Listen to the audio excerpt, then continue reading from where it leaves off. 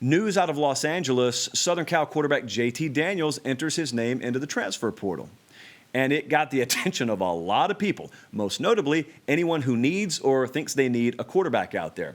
So I had a team that came right to the forefront. I told Colin when I walked in, he happens to be a supporter of said team, and he immediately shook his head. Yeah, absolutely. Absolutely, yes. Definitively, yes. So I'm going to tell you who it is, but I'm going to read you because I went to 247sports.com. I wanted to see what our guys had put up on this. I saw in some of the backroom chats that we are privy to. I saw us talking about this earlier today. A number of our guys had weighed in what they were hearing. So there is a pretty informed piece right now. If you want to, as of an hour ago, it was on the front page of 247sports.com. But our Greg Biggins and Chris Hummer, they just kind of put together, I think it's 7. 1, 2, 3, 4. Yeah, so 7 potential destinations for JT Daniels. Now, the first one, let's go ahead and get this one out of the way. USC would probably still be the betting favorite here.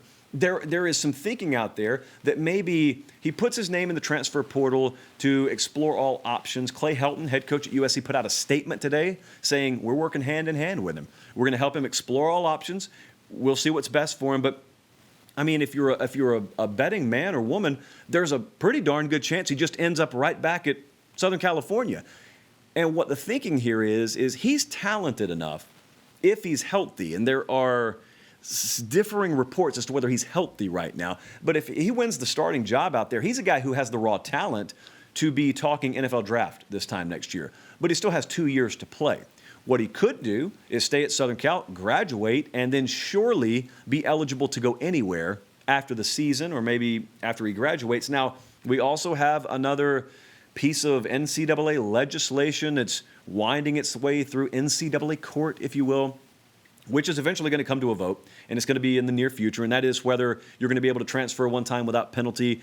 Most people, I've taken the temperature in the industry, 80 to 20 think it will pass. Does that apply to this year or not? Does it start in 2021? No one knows, but he may be able to move around, or he may have to wait a year to graduate and then move wherever he wants to. But Southern Cal could be the ultimate destination. This could all be for naught. Washington is in this. I don't have much to add with Washington or Ole Miss. These are just 2 names in the piece by Greg Biggins and Chris Hummer that were mentioned. Florida State signed 2 quarterbacks this last cycle. First thing that came to my mind was terrible offensive line. I don't know that it's necessarily an ideal situation. You also can't know this. You can't know if Mike Norvell and his staff are interested in taking JT Daniel. I'm sure we'll eventually hear some rumblings and figure that out in the near future, but there's no way to really know this. We're just throwing around some names here. What about Michigan? You got Dylan McCaffrey. You got Joe Milton there. Shea Patterson has moved on. Could that be a destination? I saw a lot of people with that name trending in their minds earlier today. LSU. Now, this one's interesting. There's some ties here from Ed Orgeron's time on the West Coast. I think he personally recruited JT Daniel, and you may say to yourself, well, you got Miles Brennan already. Well, that's true. No program worth its salt is going to turn down what they believe to be a quarterback that they're capable of winning with. You want as many of those on your roster as possible. We just got done talking about Tua Tagovailoa. Need I remind you how he saw his first meaningful action with Alabama? You can never have too many of those guys. And if JT Daniel were to look at LSU and say, you got Miles Brennan there already? You know what? I still think I can compete there. Well, Ed Orgeron's not going to turn him down. If they like him, I mean, he already recruited him once, so certainly they thought enough of him to recruit him. I don't see a reason why their opinion would have changed all that much, but here's the one that popped in my mind immediately, and that is the University of Tennessee, Jeremy Pruitt. They sit there right now with Jared Garantano. Is that a guy that they're going to compete in the SEC Eastern Division with?